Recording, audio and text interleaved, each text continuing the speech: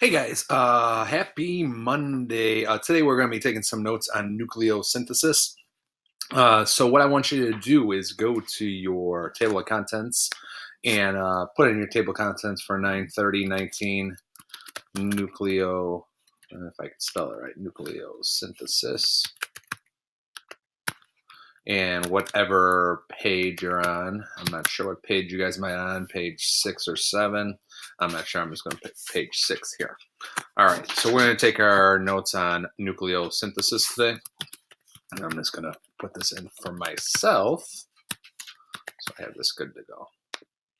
All right, so I have the notes pretty much done. So what I'm going to show you is a picture of the notes and kind of talk over them. I want you to listen. I know it's very tempting to not listen to me and just write down the notes, but try to listen to get some more information about nucleosynthesis. That's what we were working on last week for almost the entire week, and a lot of you got it there on Friday when we had our station, so that was really well. So let me go to the next page. Hopefully this works in this video, and hopefully I'm still there once we open this up. I am still here. All right, so these are our notes on nucleosynthesis. I'm going to zoom in. Whoa, too much. Zoom in here a little bit. There you go. There we go. All right. So remember when we were talking about nucleo last week with nucleosynthesis? Remember we split that word up into two parts. So I don't have it on here, but I'm going to draw a line here between them so you can do this too. So remember we broke nucleosynthesis down to two parts. So we had nucleo and then we had synthesis. And we talked a lot about nucleo and we came up with nucleus. Nucleo means nucleus. And the word synthesis means creation. So a lot of us were talking about when you use a synthesizer, you create music, or whenever you synthesize something, you're creating something. So in the kitchen, if you're synthesizing a meal, you're creating a meal. So nucleosynthesis, big word, but easy way to break it down. Nucleo means nucleus. Synthesis means creation. All right. So that should be pretty simple for us. Right over here in your notes too, I just want you to draw the nucleus of an atom. I'm going to color around here with my red pen, make it nice and awesome. All right. So remember inside our nucleus, we had protons plus neutrons, right? Our protons and neutrons were in here, and our electrons were out here floating around the neighborhood. So I'm going to put my E up there for electrons. All right. So we have protons plus neutrons. That's what's inside the nucleus. That's what gives us our atomic mass. All right. So a lot of us were struggling with that last week. So let me write that here. You guys could do that too. I don't know how good my writing is going to look like with this. So that's our atomic mass, protons plus neutrons. Yeah, it doesn't look that bad. Doesn't look bad for 5 o'clock in the morning. That's our atomic mass. That's how we get atomic mass, protons plus neutrons. Let me go back to my cursor here.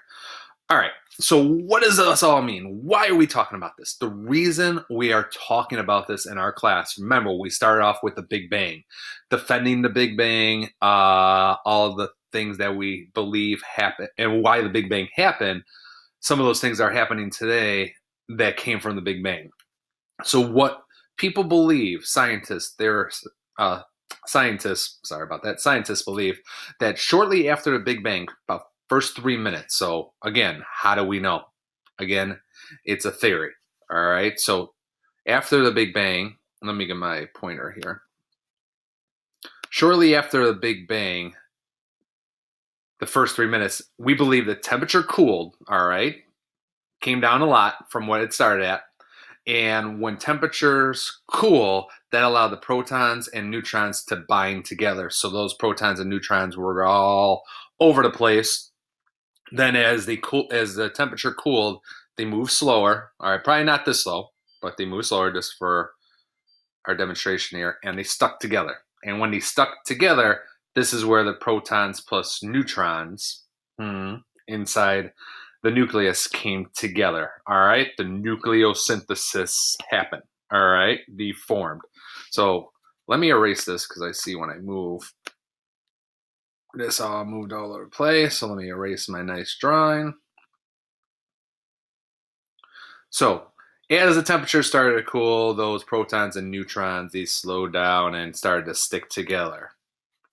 Let's go back up to my cursor for you guys. There we go. And when they started to stick together, that's where we started getting some of our simplest elements to form, all right? Remember, you gotta start from a beginning and then build and build and build, all right? So our first element, let me see here. Let me see if I can move this for us. There we go. Our first element that was formed was hydrogen. So if you have blue, you don't need blue, but if you do, you can make your blue box, your H for hydrogen. And from all our activities, we know hydrogen has one proton, one electron. Its mass is 1. So if its mass is 1, that's its protons plus neutrons. So that would be 1 proton, 0 neutrons. 1 plus 0 would give us the 1 for the mass. So that's why stable form of hydrogen has 0 neutrons. Okay. So we had our hydrogen forming after the Big Bang. What started to happen was those hydrogen atoms started to bang into each other. And once these started banging into each other, we got helium. All right. Some energy was released, and what was left over was helium. So let me see if I can bring this up for us. There we go. It's going to mess with your eyes. So for helium, the mass is 4 for helium. All right. Different than hydrogen. The mass for hydrogen was 1. So for helium, to get a mass of 4, we have 2 protons, 2 neutrons, and 2 electrons. Okay. So 2 plus 2 gives us 4. Okay, that's how we got our mass of 4 for helium. Next, let me see if I can move this up for us. Get that out of your way. We had lithium. All right, with lithium, you're gonna notice a little difference here, and I'll talk about it, and I go to my Google friend to show you some stuff. So with lithium, it has a mass of 7, all right? During the Big Bang, lithium was formed in very, very small amounts, all right? So with lithium, it's a little different than helium and hydrogen. So here we have 3 protons, 3 electrons. The mass is 7 though. So 3 plus 3 doesn't give us 7. It's 3 plus 4. So you should notice something here. Different amount of neutrons than protons, okay? And remember when we were talking about in class, if that happens, we have an isotope. So in nature, lithium, the most common form of lithium we see, is actually an isotope. And I want to show you over here. I'm going to open up this screen. I'll come back here to the notes second. So lithium 7 right here is by far the most abundant isotope, making up about 92.5% of all natural lithium. A lithium 7 atom contains 3 protons, 4 neutrons, and 3 electrons. So it is an isotope, all right? It's the most abundant isotope in the world, okay?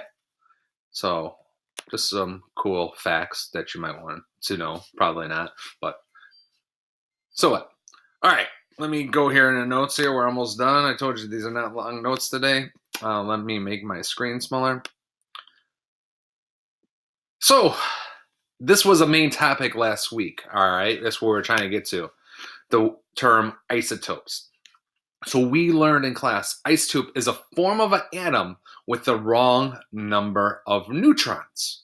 Neutrons are off. That's it. All right. Remember, protons always stay the same because if the protons change, the element changes. All right. So isotope, a form of an atom with the wrong number of neutrons. Can you remember that? I think you guys can. And what happens to isotopes, this is the last part of the notes here, they're unstable. So they want to break down to the nearest form of stable element they can get to. All right. So they're unstable. Remember in that demonstration I showed you, they're in there, they're shaking all over the place. All right. They don't want to be that way. All right. So they'll break down over time. Doesn't happen quickly. over long periods of time to their stable form. And you might have talked about that in your chemistry classes. What I'm going to show you next is a quick short video to reinforce nucleosynthesis. And hopefully this gets it in your head a lot better. All right, so let me pull up this video for us. And hopefully this works. And enjoy. And I'm going to be quiet.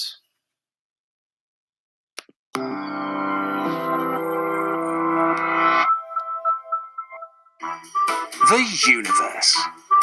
Rather beautiful, isn't it?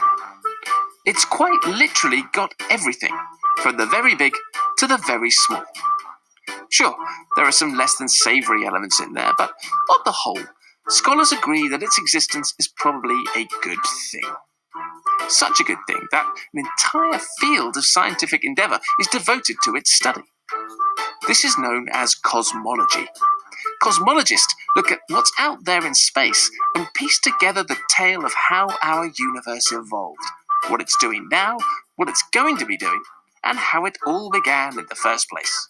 It was Edwin Hubble who first noticed that our universe is expanding by noting that galaxies seem to be flying further and further apart. Piece of evidence for the This Big Bang. implied that everything should have started with the monumental explosion of an infinitely hot, infinitely small point. This idea was jokingly referred to at the time as the Big Bang, but as the evidence piled up, the notion and the name actually stuck.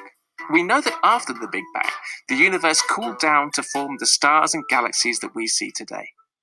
Cosmologists have plenty of ideas about how this happened, but we can also probe the origins of the universe by recreating the hot, dense conditions that existed at the beginning of time in the laboratory. This is done by particle physicists. Over the past century, particle physicists have been studying matter and forces at higher and higher energies. Firstly with cosmic rays, and then with particle accelerators, machines that smash together subatomic particles at great energies. The greater the energy of the accelerator, the further back in time they can effectively peak.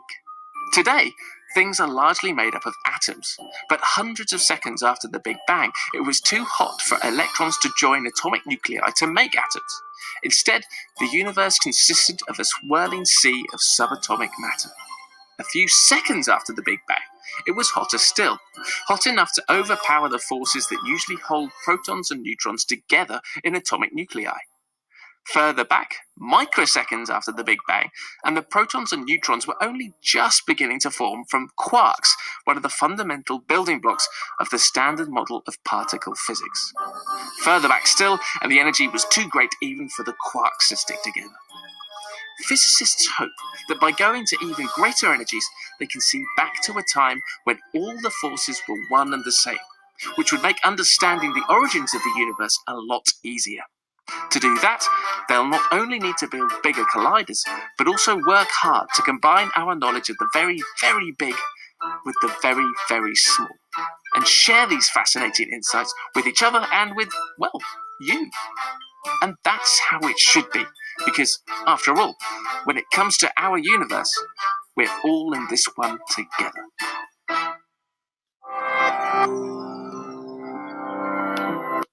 All right, so there a little video about the Big Bang and some more information for you. Pretty interesting stuff there. So hopefully you enjoy the notes, taking the notes this way. These were the notes for today. So this is what you should have in your notebook. And let me move this up a little bit. I don't know if it'll move up, but so be it. So have those notes. If you have any questions during these notes, please don't be afraid to ask me or Miss G. Enjoy your Monday, and later, everybody.